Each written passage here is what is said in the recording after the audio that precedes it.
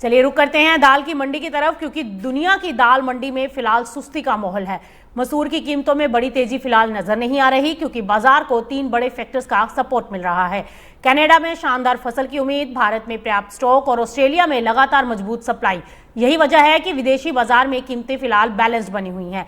विदेशी मसूर बाजार फिलहाल स्टेबल है और इसकी सबसे बड़ी वजह है कनाडा में बेहतर फसल की उम्मीद, भारत में पर्याप्त उपलब्धता और ऑस्ट्रेलिया से लगातार मजबूत निर्यात। इन तीनों फैक्टर्स ने मिलकर अंतर्राष्ट्रीय बाजार में कीमतों को फिलहाल संतुलित बनाए रखा है और निकट भविष्य में बड़ी तेजी की संभावना सीमित नजर आ रही है।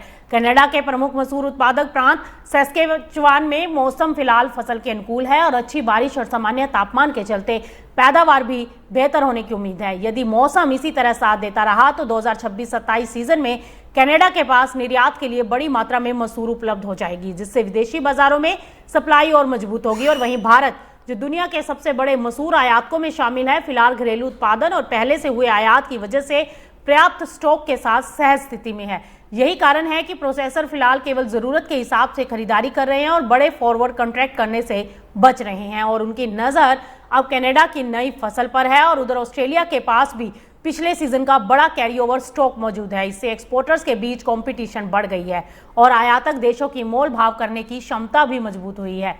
मजबूत सप्लाई की वजह से अंतर्राष्ट्रीय बाजार में फिलहाल कीमतों पर दबाव है और ऐसे में बाजार की नजर अब पूरी तरह कनाडा के मौसम, भारत की आयात नीति और विदेशी मांग पर टिकी है।